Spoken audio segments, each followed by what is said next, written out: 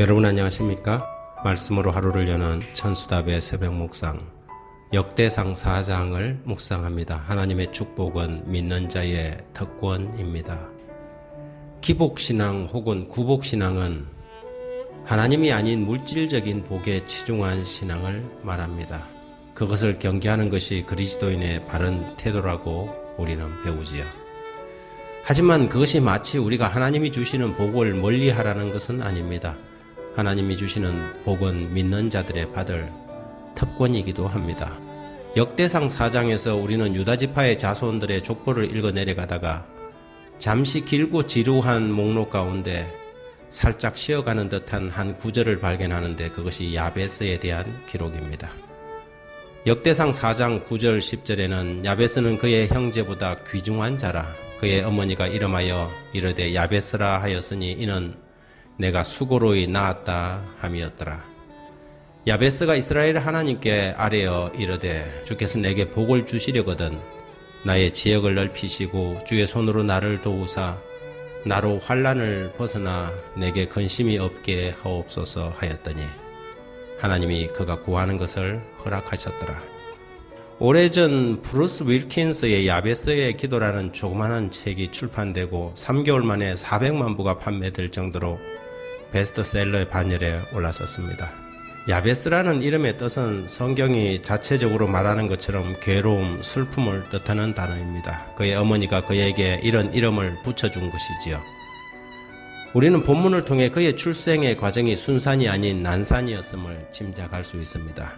또한 동양에서는 대부분 자녀들의 이름을 아버지가 짓는데 그의 어머니가 지었다는 것은 어쩌면 그가 태어났을 때 아버지가 세상에 없었을 가능성도 배제할 수 없습니다. 그 사람의 이름이 그에게 끼치는 영향은 매우 큰데 하필이면 어머니는 그에게 슬픔이라는 이름을 지어주었을까요? 그가 살아갈 세상이 얼마나 험난할지 병약해서 태어난 그의 아들이 세상에 오래 살 수 있을지 없을지 모를 지경에서 어머니는 불쌍하고 가여운 슬픈 아들 야베스라고 불렀습니다. 그러나 야베스의 삶의 이름과는 전혀 다른 삶을 그는 살았습니다. 그것은 그가 하나님을 전적으로 신뢰하였고 약속을 믿었으며 그것을 실천했기 때문이지요. 그는 누가복음 11장 9절 내가 또 너희에게 이르노니 구하라 그러면 너희에게 주실 것이요 찾으라 그러면 찾을 것이요 문을 두드리라 그러면 너희에게 열릴 것이라는 주님의 말씀이 없었을 때에도 하나님께 담대히 구하고 입을 넓게 여는 믿음의 기도를 드린 까닭이었습니다. 그는 슬프고 비천한 자신의 처지에 찌그러져서 운명을 탓하며 인생을 허비하는 어리석은 선택을 하지 않고 담대히 하나님께 기도하기로 마음을 먹었습니다. 그가 여러 형제들보다 훨씬 존귀한 인물이 된 것은 그의 기도 때문이었죠. 그는 하나님의 복을 구했습니다. 야베스는 하나님의 수중에 복들이 믿는 자의 특권임을 인식했던 것입니다.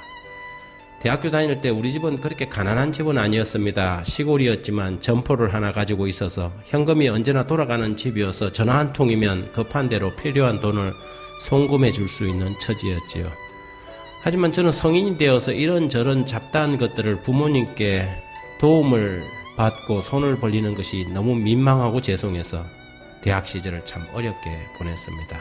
어떤 때는 비를 맞으며 학교 뒷산을 뒤져 버섯을 따서 밀가루에 발라 튀겨 먹기도 했지요. 지금 생각해보면 참 어리석고 한심한 짓을 했다는 생각이 듭니다. 그 시간에 더 많이 배우고 공부를 했더라면 얼마나 좋았을까요? 자유로운 아버지가 계신데 그리고 그 아버지는 자식에게 더 주지 못해 안타까워하는 분인데 아들이 어렵사리 대학을 보냈더니 검정봉지 하나를 가지고 비를 맞으며 버섯이나 채취하려고 산을 뒤지고 다녔다는 것을 알면 얼마나 마음이 아프셨을까요? 하지만 그 이야기를 저는 아버지에게 한 번도 말씀드리지 않았습니다. 우리에겐 이 땅의 아버지와 비교할 수 없는 하늘 아버지가 계십니다. 그분의 창고에는 우리가 바르게만 쓸 수 있다면 부족함이 없도록 채워주고 내려줄 수 있는 풍성한 복이 가득하지요. 하지만 우리가 그것을 구하지 않기 때문에 하늘 창고는 여전히 굳게 닫혀 있습니다.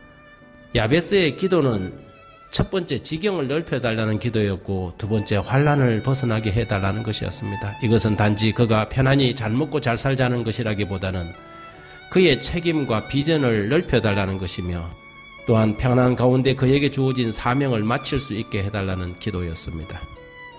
어쩌면 지금 이 시간 우리에게 꼭 필요한 기도가 아닐까요? 나만 잘 살자고 드린 기도가 아니라 복음의 영역을 편안한 가운데 넓혀가고 사명을 이루는 삶이 되도록 기도하는 것이 우리의 기도가 되어야 할 것입니다. 우리는 그렇게 믿음의 기도로 존귀한 사람들이 되는 것입니다. 하나님 아버지, 하늘 아버지를 두고 온 천지에 아무도 없는 것처럼 낙심하지 않게 해주시고 우리에게 담대한 믿음을 주시고 하나님이 허락하신 복들을 묵혀두지 않게 하시며 그 사명을 위해 구할 수 있는 특권을 우리에게 주옵소서. 오늘은 호주 브리즈번 교회 재형감 목사님을 위해 기도합니다. 그가 황무지 같은 호주에 한인교회를 개척하고 확장하도록 지금까지 얼마나 애쓰고 수고하였는지 모든 것을 아시는 주님. 지금도 그에게 더 넓고 큰 비전이 요구되는 이때 그가 아주 특별한 암으로 투병하고 있습니다. 하늘 아버지시여, 야베스에게 베푸신 그 복을 그에게 내려주사 그의 지경을 넓혀주시고 주의 손으로 환난에서 벗어나게 하셔서 모든 근심을 물리쳐 주십시오. 여호와 라파, 참된 의원 되신 예수 그리스도의 이름으로 기도합니다. 아멘. 여러분, 지금 이 시간 여러분들의 기도가 요구되고 있습니다. 우리 재영감 목사님은 담담히 하나님의 역사를 기다리고 있습니다만 여러분, 목사님을 위해 기도해 주시기 바랍니다. 그러나 환자의 안정을 위해 연락이나 방문은 자제해 주시고 기도로 함께 해 주시기를 바랍니다. 감사합니다.